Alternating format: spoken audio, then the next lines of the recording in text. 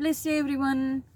2 நாளைக்கு முதல்ல பார்த்தீங்கன்னா எங்களோட ஜனாதிபதி மிஸ்டர் அனுரகுமார் திசாநாயக்கா ஜஃப்னாக்கு வந்திருந்தாங்க ஒரு மீட்டிங்க்கு வந்து மக்கள் எல்லாருமே சந்திச்சு என்ன நடக்குது, அங்கே மக்கள் எல்லாம் சரியா இருக்காங்களா, அவங்க நல்லா இருக்காங்களா, அவங்களுக்கு என்ன குறை நிறைகள் இருக்குது அதெல்லாமே கதைக்கிறதுக்காக வந்திருந்தாங்க. ஒரு மீட்டிங் வச்சாங்க. அதில் நிறைய ஆளுங்கள்லாம் கலந்து கொண்டாங்க. உங்களுக்கு எல்லாருக்குமே தெரியும், நீங்கள் எல்லாருமே பார்த்துருப்பீங்க.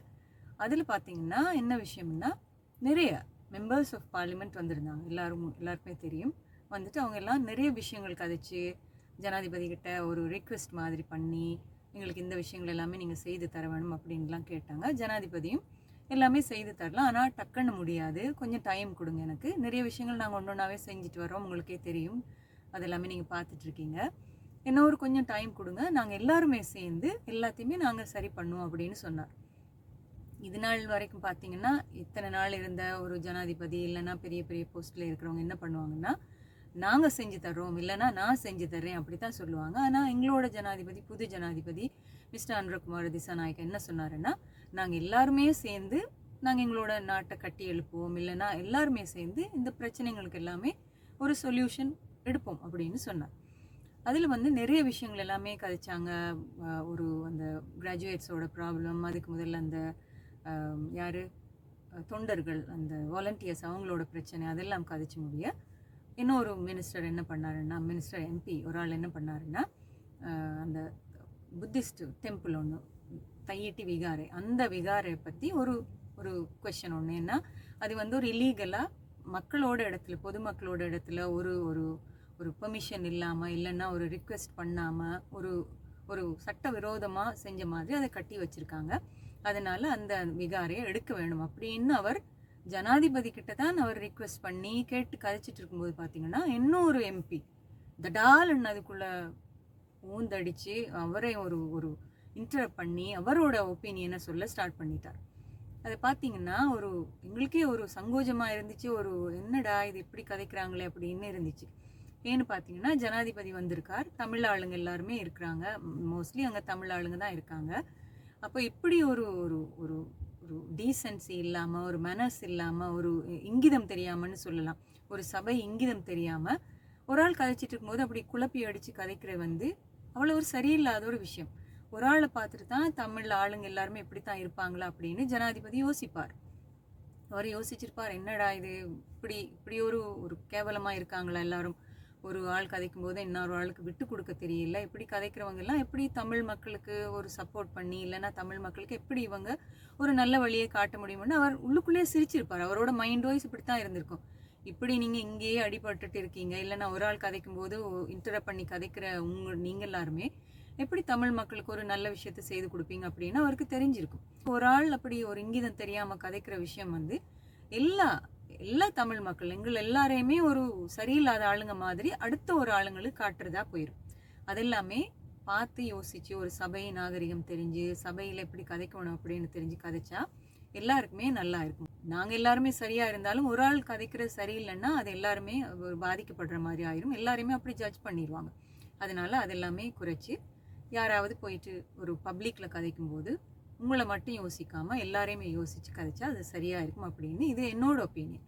அதுதான் நல்ல ஒரு ஆளுங்க இல்லைன்னா ஒரு டீசன்சி இல்லை ஒரு மேனஸ் தெரிஞ்சவங்க அப்படித்தான் நினைப்பாங்க, அதுதான் உண்மையும் கூட. அப்போ ஒரு எம்பி சொல்றார், அந்த நிறைய மக்கள் எல்லாருமே சொல்றாங்க அது இல்லீகலாக கட்டியிருக்காங்க, அதனால அந்த விகாரையை வந்து அவங்க எடுக்க வேணும் அப்படின்னு சொல்லும்போது இன்னொரு எம்பி வந்துட்டு சொல்றார், இல்லை அதை எடுக்க முடியாது, அது கட்டிட்டு இருக்கும்போது, இப்போ கட்டி நான் முடிச்சதுக்கப்புறம் நீங்கள் இவ்வளோ கதைக்கிறீங்க, கட்டிட்டு இருக்கும்போது நீங்கள் எல்லாம் என்ன நித்திரையில் இருந்தீங்களா இல்லைன்னா நீங்கள் கோமாவில் இருந்தீங்களா அப்படின்னு கேட்குறாரு. அது வந்து உண்மையிலேயே ஒரு சிரிப்பான விஷயம். ஏன்னு பார்த்தீங்கன்னா கட்டின டைம் போர் முடிஞ்சதுக்கு பிறகு, போர் முடிஞ்ச கொஞ்சம் காலத்தில் யார் அரசாங்கத்தில் இருந்தாங்கன்னு எல்லாருக்குமே தெரியும். அந்த கவர்மெண்ட் இருக்கும்போது யாருமே வாய் திறக்க முடியாது, இல்லைன்னா ஒரு ஒரு எதிர்ப்பு தெரிவித்து எதுவுமே சொல்ல முடியாது, அவ்வளோ பயத்தில் வீதியோடு இருந்தோம் எல்லாருமே. அந்த டைமில் எதுவுமே கதைக்க முடியாது, அதனால அவங்க கட்டிட்டாங்க, இல்லீகலாக கட்டிட்டாங்க, இல்லைன்னா ஒரு பெர்மிஷன் எடுக்காமல் கட்டிட்டாங்க, பொதுமக்களோட இதை வந்து ஒரு அராஜகம் பண்ணி கட்டிட்டாங்க, அப்படி தான் நடந்திருக்கு, அதான் உண்மை.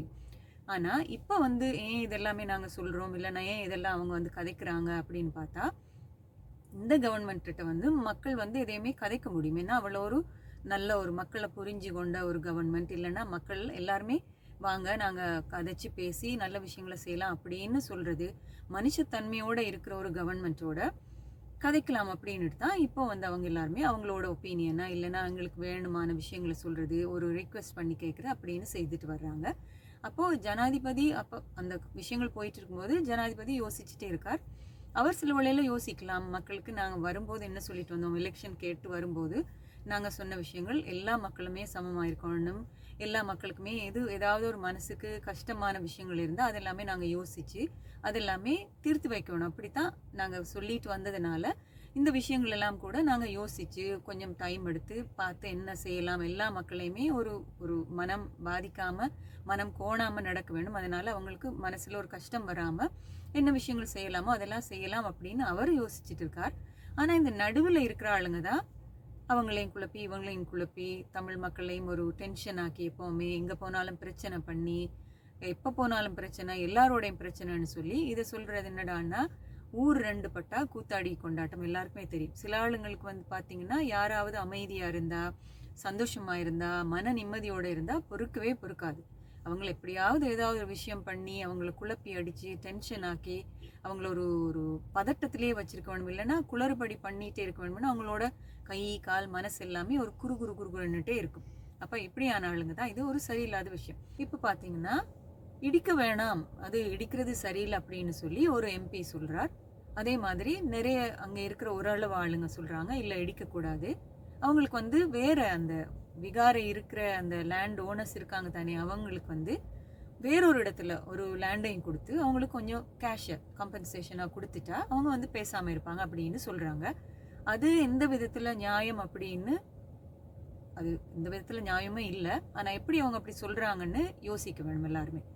ஏன்னு பார்த்தீங்கன்னா ஒரு வீடு இல்லைன்னா ஒரு லேண்ட், ஒரு சொந்த வீடு இல்லைன்னா ஒரு சொந்த லேண்ட் ஓனர்ஸுக்கு வந்து எவ்வளோ ஒரு முக்கியமான விஷயமா இருக்கும். அந்த ஒரு லேண்டில் எங்களோட சொந்த லேண்ட் இல்லைன்னா எங்களோட சொந்த வீடில் வந்து எங்களுக்கு எவ்வளோ மெமரிஸ் இருக்கும். எங்களோட தாத்தா பாட்டிங்க வாழ்ந்த இடமா இருக்கலாம், எங்களோட அப்பா அம்மாங்களோட நாங்கள் இருந்த இடமா இருக்கலாம், நாங்கள் சின்ன வயசில் ஓடி திரிஞ்சு விளையாடின இடங்கள், இல்லைன்னா நாங்கள் ஸ்கூலுக்கு போன இடங்கள், அந்த நடந்து திரிஞ்சது, நாங்கள் வேலை செய்த இடங்கள், அப்படி எவ்வளோ விஷயங்கள் எவ்வளோ மெமரிஸ் இருக்கும். அது எவ்வளோ எங்களுக்கு ஒரு ஒரு ஒரு புனிதமான ஒன்று, இல்லைன்னா அது எங்களுக்கு எவ்வளவு ஒரு வேல்யூபுல்லானதுன்னு அடுத்தவங்களுக்கு தெரியாது. அதனால் அந்த லேண்டுக்கு ஓனர் இல்லாதவங்க வந்து அப்படித்தான் சொல்லுவாங்க. அவங்களுக்கு அதோட வேல்யூ தெரியாது, அதோட பெருமதி தெரியாது, அதை பற்றி எதுவுமே தெரியாது. அதனால் அவங்க சிம்பிளாக அதை கொடுத்துருங்க, இல்லைன்னா அந்த அந்த அந்த லேண்டை விட்டுட்டு நீங்கள் வேறு எங்கேயாவது போயிட்டு வேறு இடங்கள் தருவாங்க அதில் போயிருங்க, உங்களுக்கு கேஷ் தருவாங்க அப்படின்னு சொல்கிறது ஒரு சரியில்லாத ஒரு ஒரு கேவலமான ஒரு செயல்னு தான் சொல்ல வேணும். இப்போ நாங்கள் இதுக்கு உண்மையிலேயே தீர்வு என்ன செய்யலாம்னு பார்த்தீங்கன்னா, என்னோட ஒப்பீனியன், நான் ஒரு ஒரு ஒரு நீதிபதியாக இருந்தால் இல்லைன்னா ஒரு இதில் இருந்தால் நான் என்ன சொல்லுவேன்னா, இப்போ யாரெல்லாம் அந்த ஓனர்ஸ் வந்து விகாரை இருக்கிற அந்த லேண்டோட ஓனர்ஸை நீங்கள் வேறு இடத்துல போயிருங்க உங்களுக்கு கேஷ் தருவாங்க அப்படின்னு சொன்னாங்களோ, யாராக இருந்தாலும் சொன்ன எல்லாரோடையும் லேண்டை வந்து பறிச்சிட வேணும். அதாவது அவங்கள்ட்ட பெர்மிஷன் கேட்டு எடுக்கக்கூடாது. அராஜகமாக போயிட்டு எப்படி இந்த விகாரையோட இருக்கிற இடத்துல அந்த லேண்டை வந்து எப்படி முதல்ல இருந்தவங்க வந்து பறிச்சு எடுத்தாங்களோ அதே மாதிரி இப்போ அந்த விகாரை விட்டு போங்க, நீங்கள் அந்த விகாரை இருக்கிற இடத்துல நீங்கள் இருக்க வேணாம், இல்லைன்னா அந்த வேறு லேண்டு தருவாங்க அப்படின்னு சொன்னவங்களோட லேண்டை போயிட்டு பறிச்சு எடுத்துட்டு அவங்கள்ட்ட பெர்மிஷன் கேட்காம பறிச்சு அராஜகமாக எடுத்துட்டு இந்த விகாரை கட்டின அந்த லேண்ட் ஓனர்ஸுக்கு வந்து கொடுத்துட்டு அவங்கள எல்லாமே சந்தோஷமாக இருக்க வச்சுட்டு இந்த விகாரை இருக்கிற இடத்துல நான் முதல் சொன்னாங்க இல்லையா, இப்போ வேறு லேண்டை கொடுங்க இல்லை கம்பன்சேஷன் கொடுங்க அப்படின்னு சொன்னவங்கள தூக்கிட்டு போயிட்டு அவங்களுக்கு சம்மந்தமே இல்லாத இடத்துல ஒரு லேண்டையும் கொடுத்து கேஷையும் கொடுத்து விட்டுறலாம். அப்போ அவங்களுக்கு மைண்ட் எப்படி இருக்குது, அவங்களால அதை ஒத்துக்கொள்ள முடியுமான்னு முதல்ல பார்க்கணும். உண்மையிலே அவங்களால அது முடியாது, ஏன்னா அது கஷ்டம்.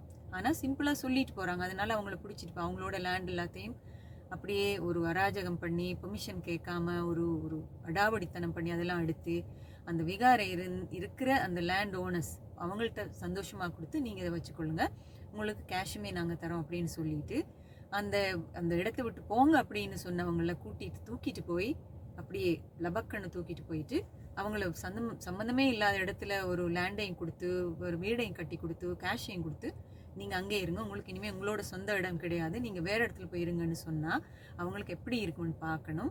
அப்படித்தான் செய்யணும். செஞ்சால் தான் அவங்களுக்கு எல்லாருக்குமே தெரியும் அப்படி செய்யலாமா இல்லை அப்படி சொல்லலாமான்னு. ஈஸியாக சொல்கிறது எவ்வளோ ஈஸி, அவ்வளோ சும்மா டக்குன்னு சொல்லிட்டு போயிடலாம். ஆனால் ஒருத்தருமே அந்த அவங்களுக்குன்னு வந்தால் தான் அந்த கஷ்டம் தெரியும். அதான் சொல்லுவாங்க, தலையிடியும் காய்ச்சலும் தனக்கு வந்தால் தான் தெரியும்னு சொல்லி. அதனால இப்படி சொல்கிறவங்கள அப்படித்தான் செய்வாங்க. அடுத்தவங்களோட லேண்டை பறிச்சாலும் பரவாயில்லன்னு சொல்கிறவங்களுக்கு அவங்களோட லேண்டை பறிச்சாலுமே அவங்களுக்கு சந்தோஷமாக தான் இருக்கும், அவங்களும் சந்தோஷமாக விட்டு கொடுப்பாங்கன்னு தான் நினைக்கிறேன். அப்போ இதுதான் சரியான ஒரு சொல்யூஷன். அதனால தனக்கு வந்தா ரத்தம், அடுத்தவங்களுக்கு வந்தா தக்காளி சட்னி அப்படின்னு சொல்கிறவங்களுக்கு எல்லாமே இப்படித்தான் ஒரு முடிவை எடுக்க வேணும்னு நான் நினைக்கிறேன். அது செஞ்சால் எல்லாருமே சரியாக இருக்கலாம் அப்படின்னு நினைக்கிறேன். இந்த காங்கேசன்துறையில் பார்த்தீங்கன்னா அந்த விகாரை இருக்கிற தையிட்டி விகாரை இருக்கிற இடம் இப்போ புதுசாக கட்டியிருக்காங்க. ஆனால் நான் கொஞ்சம் ரீசர்ச் பண்ணி பார்த்தபோது பார்த்தீங்கன்னா சொல்கிறாங்க, பழைய ஒரு விகாரை இருந்திருக்கு, முதல்ல வேற ஒரு இடத்துல இருந்திருக்கு. அவங்க அதை பராமரிக்காமல், அதை சரியாக ஒரு ப்ராப்பராக அதை பார்க்காம பூஜைகள் பண்ணாவிட்டு அது அப்படியே அழிஞ்சு போயிட்டு. ஆனால் அந்த இடத்துல கட்டாமல் இதில் கட்டி இருக்கிற உண்மையிலேயே அது ஒரு வேணுமென்னுட்டே பண்ண மாதிரி ஒரு சரியில்லாத வேலை. அதனால அதை கவர்மெண்ட் பார்த்து செய்வாங்க. நடுவில் இருக்கிற ஆளுங்க தான் குழப்புவாங்க. ஆனால் கவர்மெண்ட், ஜனாதிபதி அவங்க எல்லாமே கொஞ்சம் யோசிப்பாங்க, இதெல்லாம் என்ன செய்யலாம், எல்லா மக்களையுமே சந்தோஷமாக வச்சுக்கொள்ள வேணும், யாரையுமே மனசு நோகக்கூடாதுன்னு எங்களோட ஜனாதிபதி கண்டிப்பாக எல்லாமே யோசித்து செய்வாங்க. ஊர் 2 பட்டா கூத்தாடி கொண்டாட்டம்னு குழப்பி விட்டுட்டு வேடிக்கை பார்க்காம இருந்தாலே நாட்டில் இருக்கிற எல்லா மக்களும் சந்தோஷமாக இருக்கலாம். ஒரு இனம் மட்டும் இல்லை, சிங்களவர்கள் மட்டும் இல்லை, தமிழர்கள் மட்டும் இல்லை, இல்லை முஸ்லீம் கிறிஸ்டியன்ஸ் அப்படின்னு இல்லாமல் எல்லாருமே சேஃபாகவும் சந்தோஷமாகவும் இருக்கலாம். நடுவில் இருக்கிற ஆளுங்க தான் இந்த பிரச்சனை. அதனால அவங்களோட வேலைங்களை அவங்கள செய்ய விடுங்க. இப்போ டிசைட் பண்ண வேண்டியது கவர்மெண்ட்டும் அந்த லேண்டை கொடுத்த, அந்த விகாரை இருக்கிற லேண்டை கொடுத்த அந்த பொதுமக்கள், அந்த அப்பாவி மக்கள் தான். நடுவில் வேற யாரும் கதைச்சு எந்த இதுவுமே இல்லை. அதனால ஜனாதிபதிகிட்ட விட்டுருங்க, அந்த மக்கள்கிட்ட விட்டுருங்க. நீங்கள் உங்களோட வேலைங்களை சரியாக செய்யுங்க. அவங்க 2 பேரும் கதைச்சு இல்லைன்னா அவங்க டிசைட் பண்ணி ஏதாவது பார்த்து கொள்வாங்க. இப்படித்தான் தேவையில்லாதக்குள்ளெல்லாம் மூக்க நுழைச்சி குழப்பி விட்டுறாமல் இருந்தாலே எல்லாருமே சந்தோஷமாக இருக்கலாம். ஸோ இன்னொரு விஷயத்தில் பார்க்குற வரைக்கும் எல்லாருமே சேஃபாக இருங்க, சந்தோஷமாக இருங்க. Have a blessed day.